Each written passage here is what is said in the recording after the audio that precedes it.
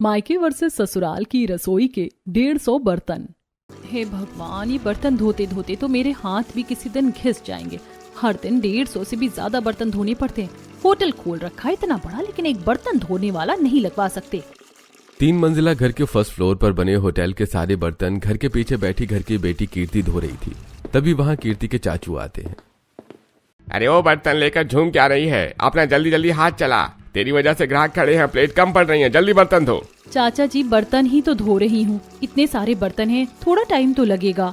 जुबान ज्यादा चल नहीं रही है तेरी, चाची की तरह छुरी लेकर काट दूंगा। चुपचाप जल्दी जल्दी सारे बर्तन धो। इतना कहकर वीरेंद्र चला जाता है और कीर्ति जल्दी जल्दी सारे बर्तन धोकर अपने कमरे में जाकर बैठती है जहाँ सुमित्रा बैठी थी। क्या हुआ माँ, आप इतनी शांत क्यों बैठी हो? खाना खा लिया आपने? क्यों, अगर नहीं खाया होगा तो तू बाहर जाकर कमा लाएगी क्या? और तू यहाँ किस खुशी में आ गई? बर्तन धो लिए तूने सारे? हाँ, मैंने सारे बर्तन धो दिए, सुबह से वही तो कर रही हूँ। अब जाकर फुर्सत मिली है, बहुत तेज भूख लगी है, सच में कुछ खा। कीर्ति इतना कहती है कि तभी वहाँ मीनाक्षी आ जाती है। जेठानी जी, आपने पैदा भी तो एक लड़की की है और उसे भी इस तरह बैठा कर रखा है। कम से कम कोई काम करवाओ, थोड़ा तो फायदा हो इससे। चाची, तब से बर्तन ही धो रही हूँ और काम तो मैं करती ही हूँ घर का।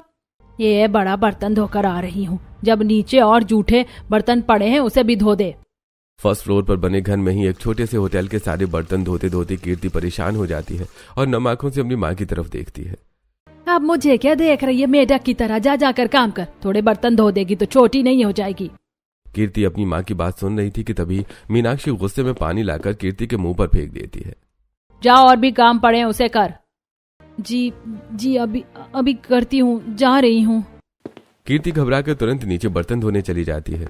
कीर्ति अपनी माँ सुमित्रा के साथ अपने चाचा चाची के साथ रहा करती थी। चाचा चाची हमेशा कीर्ति को तंग करते, होटल का सारा काम करवाते और वहीं कीर्ति की माँ भी बेटे पाने की ख्वाहिश में कीर्ति को हमेशा ताने मारती। इसी तरह फिर एक दिन। क्या हुआ जी, कहाँ जा रहे हैं आप? कहीं नहीं, बस वो आज सैलरी आ गई थी ना, तो भाभी को 2nd फ्लोर पर देने जा रहा था। कोई जरूरत नहीं अपनी भाभी को पैसे देने की। अब उनके पति मर गए तो उनकी जिम्मेदारी हमने थोड़ी ना ली है, जो हर महीने 2 रुपए मिले उसमें भी 4 आना उन्हें देना पड़े। मैं तुम्हारी बात को समझ रहा हूँ, लेकिन अगर मैंने पैसे नहीं दिए तो वो अपना खर्च कैसे संभालेंगी? अरे तो क्या जरूरत थी उन्हें लड़की पैदा करने की? लड़का पैदा कर लिया होता तो बुढ़ापे का सहारा बन जाता कम से कम। और वैसे भी तुम्हें पैसे नहीं जोड़ने अपने बुढ़ापे के लिए जो उन पर लुटा रहे हो। मीनाक्षी और वीरेंद्र की बात दरवाजे के बाहर खड़ी सुमित्रा सुनती है और गुस्से में कमरे में जाती है जहाँ कीर्ति बैठकर रो रही थी। माँ भी मुझे नहीं समझती है, मेरे हाथ इतने ज्यादा दर्द कर रहे हैं, पूरे छिल गए हैं बर्तनों की वजह से। तभी सुमित्रा आगे बढ़ती है और कीर्ति को खींचकर एक थप्पड़ लगाती है। माँ, मत बोल अपने इस मनहूस जुबान से मुझे। माँ, क्या जरूरत थी तुझे पैदा होने की? एक लड़का होता तेरी जगह तो आज बुढ़ापे का सहारा होता। मैं पैदा होने वाली थी ये बात मुझे थोड़ी ना पता थी, जो आप मुझे डांट रही हैं। जुबान मत चलाओ अपनी चाची की तरह, वैसे ही दिमाग बहुत गर्म है। ऊपर देवरानी जी बोल रही कि नीचे होटल का आधा हिस्सा भी नहीं देंगी। न जाने अब मैं बुढ़ापे में क्या करूंगी। सुमित्रा सिर पर हाथ रखकर बैठ जाती है और कीर्ति किचन में जाकर रोने लगती है। इसी तरह फिर अगले दिन। हे भगवान, साबुन भी खत्म हो गया है, अब मैं क्या करूं? बर्तन नहीं धोई तो चाचा मारेंगे। कीर्ति यही सोच रही थी कि तभी वहां मीनाक्षी सर्फ का पैकेट लेकर आती है। आजकल साबुन बहुत महंगे हो गए हैं, सर्फ से ही बर्तन धो। चाची, पहले से ही हाथ में जलन हो रही है, सर्फ से इतने सारे बर्तन धोंगी तो हाथ और ज्यादा जल उठेगा। तेरे हाथ जल जाएं या कट जाएं, उससे मुझे क्या? मुझे तो बस मेरे बर्तन साफ मिलने चाहिए। मीनाक्षी गुस्से में वहां से चली जाती है और फिर कीर्ति सर्फ से बैठकर सारे बर्तन धोने लगती है। तभी वहां कीर्ति के भाई आ जाते हैं। अरे क्या हुआ? नौकरानी बर्तन धो रही है क्या? चलिए बर्तन भी धो। वैसे मुझे बहुत तेज प्यास लगी है। इतना कहकर सुमित जानबूझकर झूठे बर्तन करके रखने लगता है। भैया, आप ये क्या कर रहे हैं? हर बार अलग अलग ग्लास में पानी क्यों पी रहे हैं? तुझे क्या, तेरा काम बर्तन धोना है ना, बर्तन धो। अब क्या हम हाथ में पानी लेकर पिएंगे? इस तरह भाई भी कीर्ति को परेशान करते हैं। अब इन सबके बीच जैसे तैसे कीर्ति सारे बर्तन धोती है और रोते हुए कमरे में जाती है। मेरा पूरा हाथ बर्तन धो धोकर जल गया है, जैसे मानो हाथों में रेखाएं नहीं है, रेखाओं में हाथ है। इतने खुरदुरे हो गए और ऊपर से इस हालत में फिर से कल काम करना पड़ेगा। मेरी माँ भी मुझे नहीं समझती, क्यों ही समझेगी? उन्हें तो बेटा चाहिए था ना, और मैं तो बेटी हूँ, मुझे क्यों ही समझेंगी? कीर्ति खुद रोकर खुद ही अपने आंसू पोंछ लेती है। अब इसी तरह दिन बीतते हैं और फिर एक दिन होटल चला रहे कुछ बावर्ची आपस में बातें कर रहे थे। अरे भाई, आज पहली बार होटल में इतने ग्राहक आए हैं, वरना दिन भर बैठकर मक्खी मारते रह जाते हैं। हाँ, और फिर आज हमारी पगार भी मिलने वाली है। कमाई इतनी अच्छी हुई है, मालिक पगार दे देंगे। हाँ, बस एक बार काम खत्म हो जाए, फिर शाम को मालिक से पगार लेकर ही घर जाएंगे। आपस में बातें करते हुए सभी हंसते हुए काम करते हैं और फिर शाम को। क्या हुआ, अब तक घर क्यों नहीं गए? खड़े खड़े मेरा मुंह क्या देख रहे हो? मालिक, आज हमारी सैलरी देने का दिन है, इसलिए पैसों का इंतजार कर रहे हैं। आज आप हमें पूरे महीने की पगार दे दीजिए। हे भगवान, अब इन तीनों को पगार भी देना पड़ेगा। मेरे तो सारे पैसे ऐसे ही लुट जाएंगे। वीरेंद्र जैसे ही पैसे देने जाता है तभी वहां मीनाक्षी आ जाती है। इतने पैसे देने की क्या जरूरत है? काम तो इन लोगों ने ठीक से किया नहीं है और पैसे लेने के टाइम पर मुंह उठाकर आ जाते हैं। रुको, मैं देती हूँ इन्हें पैसे। इतना कहकर मीनाक्षी वीरेंद्र के हाथों से पैसे ले लेती है और सभी को उनकी आधी अधूरी सैलरी देकर घर भेज देती है। पैसे बचाने के लिए ही तो मैं इस निकम्मी को घर में रखी हूँ। कम से कम बर्तन धोने वाले के तो पैसे बच जाते हैं और एक तुम हो पैसे उड़ाते रहते हो। अरे लेकिन क्या लेकिन? अगली बार से ना तुम सारे पैसे मुझे दे देना, मैंने काट कर इनके काम के हिसाब से दे दूंगी। इतना कहकर मीनाक्षी वहां से चली जाती है। वहीं घर जा रहे बावर्ची। अरे भैया, हमारे मालिक और मालकिन कितने ज्यादा कंजूस है। 2 रुपए बचाने के लिए हमारी कमाई खाने पर तुले रहते हैं। अरे इनका बस चले तो दूसरे के पैसे भी हड़प कर बैठ जाएं। पैसे बचाने के लिए तो होटल की मालकिन को ही नौकरानी बनाकर रख दिया है। अरे वही तो, जब घर का सारा बंटवारा होगा तो उसी के हिस्से में जाएगा ये होटल, और बेचारी खुद के ही होटल में नौकरानी बनकर जैसे बर्तन घिसती है दिन भर। कंजूस कहीं के, ये नहीं कि एक स्टाफ रख ले। अरे कैसे रखेंगे, हमारे पैसे तो इनकी जेब से निकलते नहीं है। नए स्टाफ को क्या खाक देंगे? स्टाफ से लेकर हर किसी को ये बात पता चल जाती है कि मीनाक्षी बहुत ज्यादा कंजूस थी। इसी तरह एक रात सभी लोग बैठकर आपस में बातें कर रहे थे। कुछ दूर पर अकेले कीर्ति 150 बर्तन धो रही थी। आज तो पैरों की भी जान निकल गई। बैठे बैठे पैर भी इतने दर्द करने लगे जैसे मानो अब टूट ही जाएंगे। ऊपर से मेरी माँ मुझे नहीं समझती, ऊपर से सोने उठने खाने का भी कोई अता पता नहीं है। अब तो मेरी जिंदगी एक नौकरानी की तरह हो गई है। रात को सो, सुबह उठकर इनकी रसोई संभालो। कीर्ति खुद से बड़बड़ाते हुए दिन भर काम करने की वजह से बैठे बैठे ही गहरी नींद में डूब जाती है और अपने सपनों की आलीशान दुनिया में खो जाती है। मैम, ये लीजिए आपके लिए ठंडी ठंडी कोल्ड कॉफी। और मैम, मैंने एसी ऑन कर दिया है, साथ ही आपके पैरों में नेल पेंट भी लगा दिया। और कुछ काम है क्या? नहीं, फिलहाल के लिए तो इतना ही ठीक है। वैसे मेरा सर बहुत दर्द कर रहा है, दबाना है तो जरा सा सर दबा दो। कीर्ति की बात सुनकर काजल कीर्ति का सर दबाने लगती है। बस दुनिया ऐसी ही हो, मुझे 150 बर्तन धोने ना पड़े, बस 150 बर्तनों में खाना खाने मिले और मैं आराम से अपनी जिंदगी। ठंडा पानी। कीर्ति अपने सपनों की दुनिया में खोई थी, तभी मीनाक्षी आकर ठंडा ठंडा पानी कीर्ति के ऊपर फेंक देती है। चाची, चाची आपने क्या और क्यों किया? क्यों किया रो, कभी तुझे बताती हूँ। इतना कहकर मीनाक्षी कीर्ति के बाल पकड़कर खींचने लगती है। माल लग रहा है, चाची छोड़ो। क्यों? जाना अपनी सपनों की दुनिया में खो गई। ज्यादा सपने देखने का शौक है ना? तेरे सपनों का कचूमर बनाकर पैरों तले कुचल दूंगी। नीचे इतने सारे काम पड़े, जल्दी जल्दी बर्तन धो। हाँ, धोती हूँ। कीर्ति कांपते हुए हाथों से दोबारा बर्तन धोने लगती है और अब धीरे धीरे उसके आंसू भी सूखने लगते हैं। फिर एक दिन इन्हें मुझे परेशान करने के लिए नए बहाने नहीं मिलते तो धूप में एक साबुन की टिकिया लेने के लिए भेज देते। हे भगवान, क्यों ही मुझे आपने इस पृथ्वी पर भेजा? अब तो कभी कभी मन करता है कि खुद की ही जान ले लूं। कीर्ति ये सोचते हुए आगे बढ़ रही थी कि तभी उसकी नजर एक बड़े मैदान पर लगी भीड़ पर जाती है। अरे, इतनी ज्यादा भीड़ कैसी है? चलकर देखती हूँ। यह सोचकर कीर्ति जैसे उस भीड़ के अंदर जाती है तो देखती है कि एक कार उल्टी हुई है और उसके अंदर एक औरत बेहोश पड़ी, जिसके सिर से लगातार खून बहता जा रहा था। लेकिन वहां मौजूद कोई भी उसकी मदद नहीं कर रहा था, बल्कि सब वीडियो बना रहे थे। हे भगवान, कैसा कलयुग आ गया है। लोग तो फॉलोअर्स के लिए किसी की जान जाते हुए देख सकते हैं, लेकिन मैं ऐसा नहीं होने दूंगी। ये सोचकर कीर्ति तुरंत उस औरत को कार से निकालती है और रिक्शे में बैठाकर हॉस्पिटल पहुंचाती है। डॉक्टर, प्लीज इनका चेकअप जल्दी से जल्दी कीजिए, इन्हें कुछ नहीं होना चाहिए। देखिए, हम जल्द ही इनका ऑपरेशन शुरू कर देते हैं। बस आप इस फॉर्म पर साइन कर दीजिए और इतना बता दीजिए कि आप पेमेंट कैश कीजिएगा या ऑनलाइन। देखिए, मेरा नाम कीर्ति है, मैं नहीं जानती वो कौन है। रास्ते में इन्हें बेहोश देखा तो अस्पताल ले आई। आप प्लीज इनके परिवार वालों को बुला लीजिए। क्या बात है, अनजान होने के बावजूद आप इनके लिए इतनी परेशान थी। ठीक है, आप चिंता मत कीजिए, मैं इनके घर वालों से कांटेक्ट कर लेता हूँ। डॉक्टर की बात सुनकर कीर्ति थोड़ा हिम्मत करती है और वापस घर लौटती है।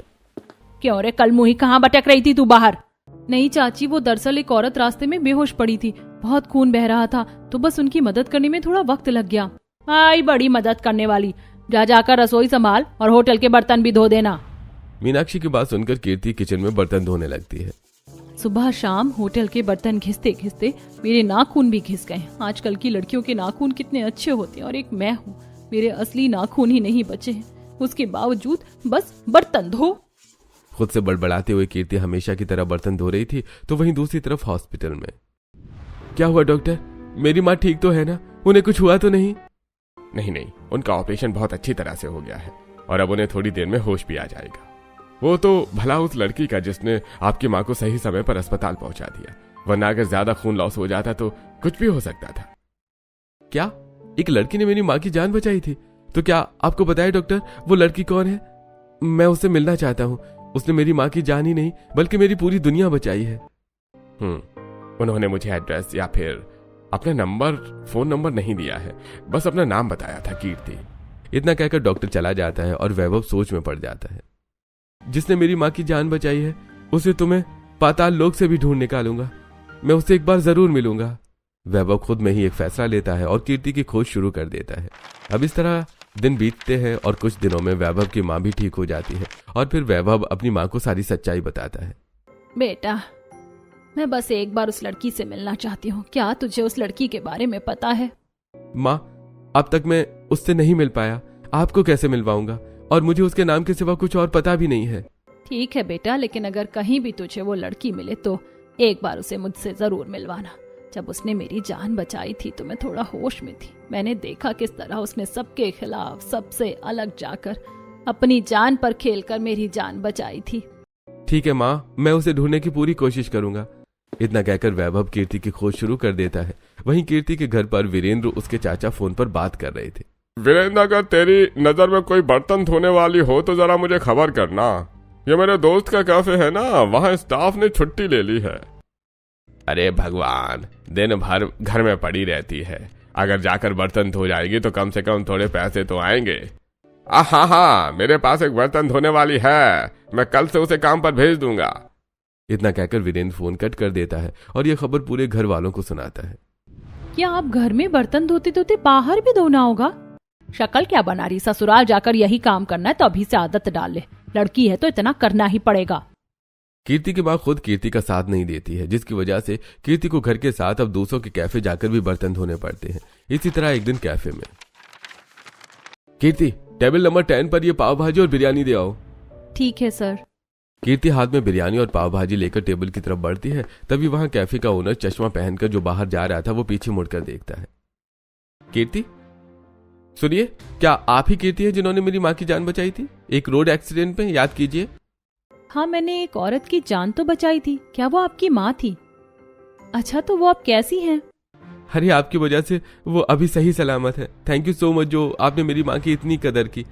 आप क्या प्लीज उनसे चलकर एक बार मिल सकती हैं? देखिए, मैं इस तरह आपके साथ नहीं। प्लीज मना मत कीजिएगा, मेरी माँ आपसे मिलने के लिए बहुत दिनों से बेताब है। आप एक बार उनसे मिल लीजिए।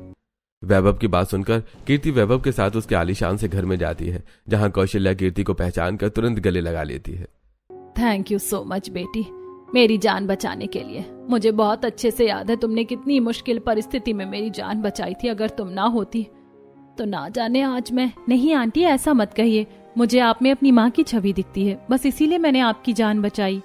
कौशल्या कीर्ति से काफी देर तक बातें करती है और फिर कीर्ति थोड़ी देर बाद कौशल्या के पैर छूकर वापस अपने घर चली जाती है। फिर रात को, बेटा मैं सोच रही थी जब वो अनजान लड़की मेरे लिए इतना सब कुछ कर सकती है तो अगर वो हमारे घर की बहू बन जाएगी तो हमारे घर के लिए क्या कुछ नहीं करेगी।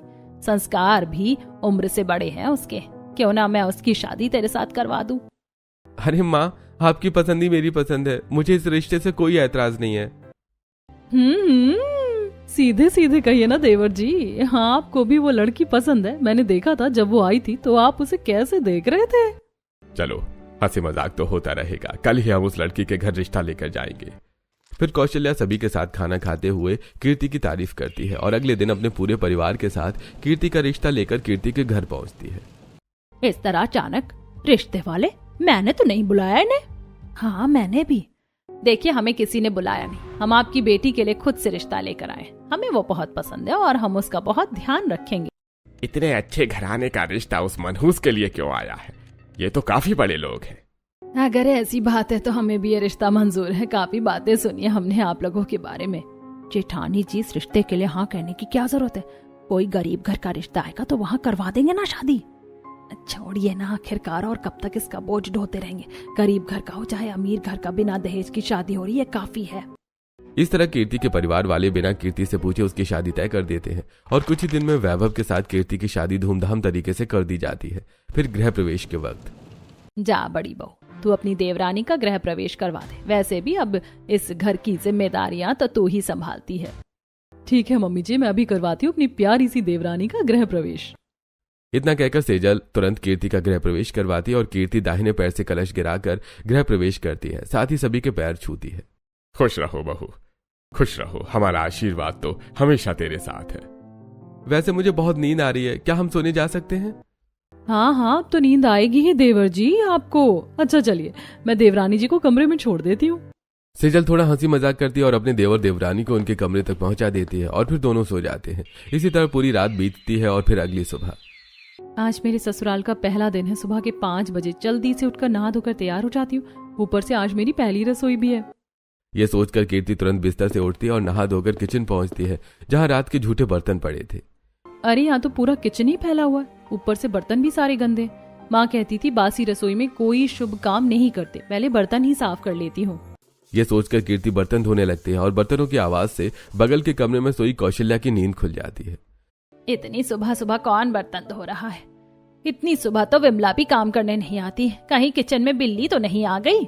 ये सोचकर कौशल्या आधी नींद में बिस्तर से उठती है और किचन में आकर देखती है तो हैरान रह जाती है। अरे कीर्ति बहू, तू सुबह सुबह ये बर्तन क्यों धो रही है? छोड़, तेरे हाथ गंदे हो जाएंगे और अगर किसी को पता चलेगा तो लोग क्या कहेंगे? अपनी नई नवेली बहू पर साथ अत्याचार कर रही है। मम्मी जी, इसमें अत्याचार की क्या बात है? झूठे बर्तन ही है, धोने तो पड़ेंगे ही।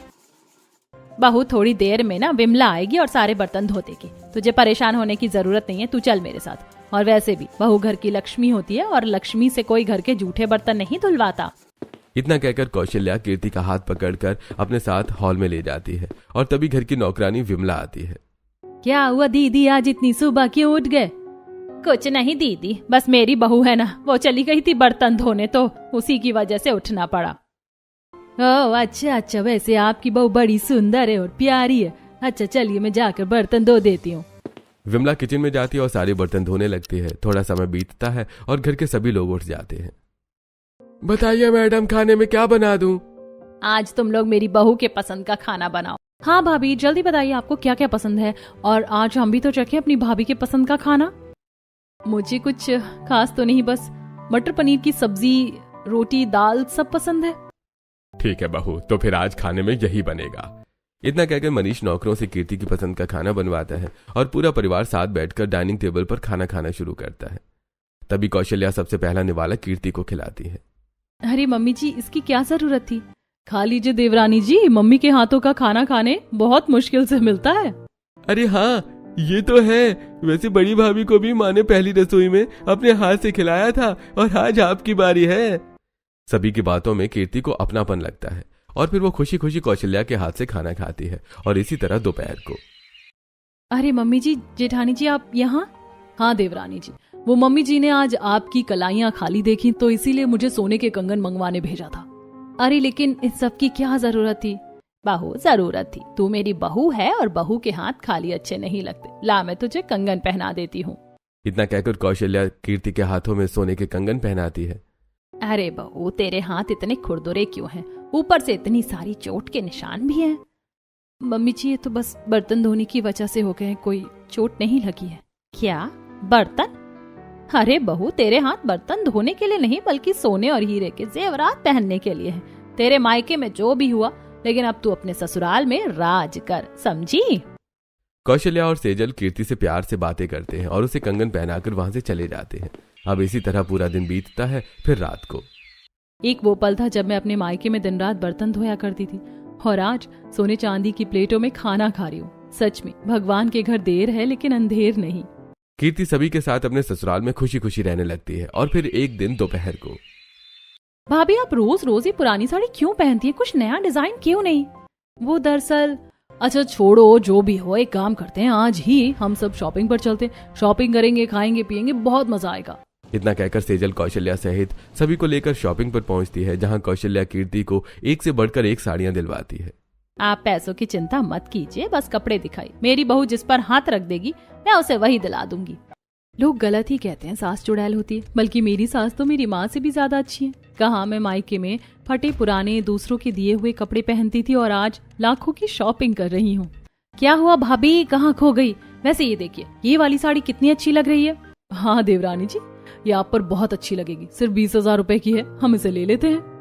इस तरह सेजल सहित सभी लोग कीर्ति को अच्छी तरह से शॉपिंग करवाते हैं और फिर देर रात बाहर डिनर करके सभी वापस घर लौटते हैं। फिर अगली सुबह, ये लीजिए मैम, आप सबके लिए आम। हाँ यहीं रख दो।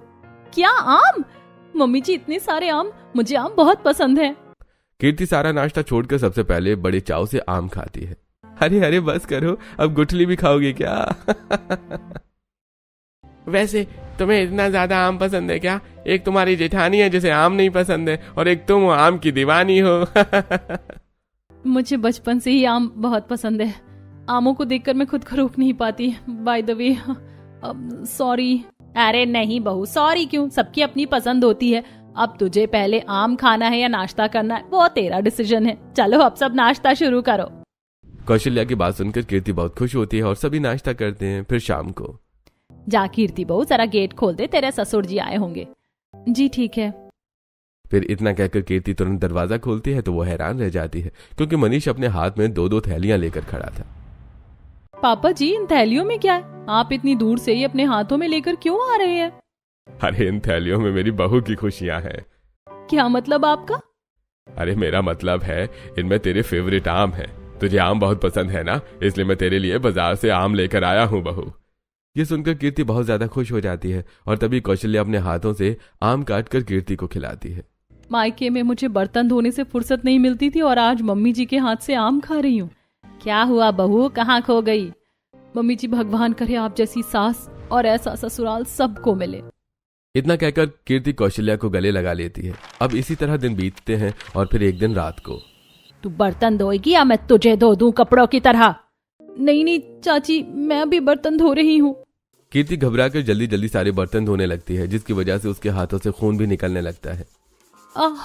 खून नहीं, मुझे खून से बहुत डर लगता है। तेरे गंदे खून की वजह से सारे बर्तन फिर से गंदे हो गए। अब इन सारे बर्तनों को फिर से धो और तुझे खून से डर लगता है। रुक रुक, तेरा डर अभी निकालती हूँ। नहीं नहीं चाची, नहीं, छोड़ो चाची प्लीज। मीनाक्षी कीर्ति के ऊपर खौलता हुआ पानी फेंकती है और तभी कीर्ति चीखकर बिस्तर से उठती है। क्या हुआ कीर्ति, तुम ठीक तो हो? सुबह सुबह कोई बुरा सपना देख लिया क्या? आओ आओ, बैठो बैठो मेरे पास। क्या मतलब वो एक सपना था? अब तो चाची मेरे सपने में भी आकर मुझसे बर्तन धुलवा रही हैं।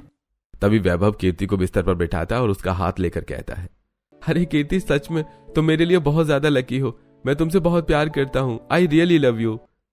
मैं भी आपसे बहुत प्यार करती हूँ। आपकी वजह से ही मुझे खुश रहने और अपनी जिंदगी खुलकर जीने की आजादी मिली है। मैं तुम्हारे लिए क्या लाया हूँ, एक बार अपनी आंखें बंद करो। कीर्ति अपने डरावने सपनों को भूल जाती है और आंखें बंद करती है। तभी वैभव कीर्ति को डायमंड की रिंग पहनाता है, साथ ही हाथ में एक प्यारा सा ब्रेसलेट। क्या ये सब कुछ मेरे लिए है? अरे अब तुम ही मेरी पत्नी हो तो तुम्हारे लिए ही होगा ना। Thank you thank you thank you so much. लेकिन सच कहूँ, तुम मेरे लिए, तुम्हारा प्यार इम्पोर्टेंट है, ये महंगे गिफ्ट्स नहीं। इस तरह कीर्ति और वैभव के बीच भी प्यार बढ़ने लगता है। दोनों एक दूसरे के साथ समय बिताते हैं और कीर्ति अपने मायके के ट्रॉमा से बाहर निकलकर ससुराल की खुशियों में खुश रहने लगती है। फिर एक दिन, मम्मी जी, ये तैयारी किस चीज की हो रही है और ये बैग किसके है? वो तेरी माँ ने तुझे मायके बुलाया है। क्या इस तरह अचानक? अरे नहीं नहीं, परेशान मत होइए देवरानी जी, हमें तो कल से ही पता था। वो हमने सोचा कि हम आपको सरप्राइज देंगे इसीलिए। अच्छा चलिए, अब आप तैयार हो जाइए, देवर जी आपको आपके मायके छोड़ आएंगे। सभी की बातें सुनकर कीर्ति थोड़ा परेशान होकर कमरे में आती है और तैयार होने लगती है। इतने दिनों से मैं अपने ससुराल में खुश हूँ, लेकिन मायके जाकर फिर वही बर्तनों का ढेर मेरे सामने रख दिया जाएगा। क्या मेरी शादी के बाद सब बदल गए होंगे या अभी भी वैसे ही होंगे? कीर्ति सोचते सोचते तैयार होती है और वैभव कीर्ति को ले जाकर उसके मायके छोड़ देता है। ये देखिए आ गई महारानी जी अपना 36 किलो का गहना पहनकर। चाची वो बंद कर अपना मुंह, और ये अपने तेवर साथ लेकर अपने ससुराल तक ही रखना। ये तेरा मायका है, यहाँ तुझे बर्तन ही धोने। चल जा, किचन में जितने बर्तन रखे हैं सब धोकर साफ कर दे। हाँ, जाती हूँ। कीर्ति घबराते हुए किचन में जाती है और अपने मायके के सारे बर्तन धोने लगती है। और तभी वहां एक नई बर्तनों का ढेर लेकर मीनाक्षी आती है। इन्हें भी जल्द से जल्द साफ कर दे। और इतना धीरे धीरे काम क्या कर रही है? ससुराल जाकर ज्यादा सुस्ती आ गई है ना? 2 दिन में तेरी सारी हेकड़ी निकाल दूंगी, समझी? जी। कीर्ति घबराकर डरते हुए सारे बर्तन साफ करती है और 1 घंटे बाद अपनी माँ से मिलने 2nd फ्लोर के कमरे में जाती है। अरे कीर्ति बेटी, तू आ गई। सच बताऊं तो तेरी कमी मुझे बहुत खली। क्या हुआ माँ, सब ठीक तो है ना? बेटी, काश मैं तेरी बात बहुत पहले समझ ली होती। बेटा बेटी में फर्क करना बंद कर देती तो शायद आज मेरी ये हालत ना होती। मैंने तो पहले ही आपको कहा था, लेकिन आपने मेरी सुनी कहाँ। वैसे अब क्या हुआ जिसकी वजह से आपकी आंखें खुल गई? तेरी चाची है ना, उनके बड़े बेटे ने एक लड़की के साथ भागकर सारे जेवरात लेकर उन्हें छोड़ दिया। सच कहूँ बेटी, तो मुझे ऐसा लगा बेटा हो या बेटी होते दोनों बराबर ही हैं। काश माँ आपने ये बात पहले समझ ली होती तो शायद आज हम दोनों को इतना सब कुछ सहन ना करना पड़ता। खैर, अब बहुत देर हो चुकी है। इसी तरह कीर्ति अपने मायके में तो रहती है, लेकिन मायके का प्यार नहीं पाती और अपनी माँ से नाराज रहती है। लगातार बिना किसी से कुछ कहे वही दर्द सहती है और दिन रात बर्तन धोती है। फिर कुछ दिनों बाद उसके लौटने का वक्त आ जाता है और उसके ससुराल वाले उसे लेने आते हैं। अरे आप लोग इस तरह बैठे क्यों हैं? चाय तो पीजिए कम से कम। जी ये सब तो होता रहेगा। आज पहले हमारी बहू को तो बुलाइए। इतने दिन हो गए हैं, उसके बिना तो हमारा घर भी अब सूना सूना लगने लगा है। हाँ, क्यों नहीं, अभी बुलाता हूँ। तुरंत वीरेंद्र कीर्ति को बुलाता है। कीर्ति साड़ी पहने सजी धजी आकर सोफे पर बैठती है। अरे कितने दिन हो गए थे हमारी बहू को देखे, अब जाकर सांस में सांस आई है। सच में कीर्ति, तुम्हारे बिना तो पूरा घर सूना सूना हो गया था। हाँ, अब देवरानी जी के बिना देवर जी का दिल कैसे लगेगा? सभी हंसी मजाक करते हुए आपस में बातें करते हैं। तभी मीनाक्षी इशारे से कीर्ति को किचन में बुलाती है। अपने ससुराल वालों के सामने ज्यादा महान बनने की जरूरत नहीं है। शांति से यहाँ जितने बर्तन रखे धोकर ही जाना, समझी? मीनाक्षी की बात सुनकर कीर्ति बर्तन धोने लगती है। तभी वहां नाश्ते की प्लेट रखने कौशल्या आती है। बहू, तू यहाँ बर्तन क्यों धो रही है? वो दरअसल। रहने दे, सब समझ आ गया है मुझे।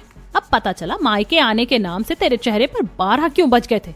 बहुत शौक है ना इन्हें बर्तन धुलवाने का, मैं इन्हें बताती हूँ।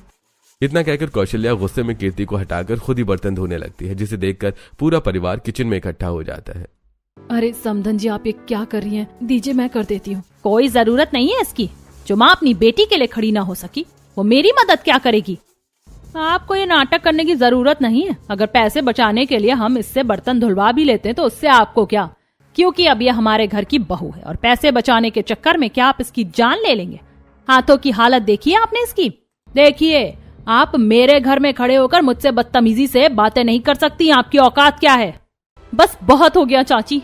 मैं आज तक अपनी बेइज्जती तो सहन कर ली, लेकिन अब मेरी सास की नहीं, मेरे ससुराल वालों की इज्जत नहीं, वहां मैं नहीं।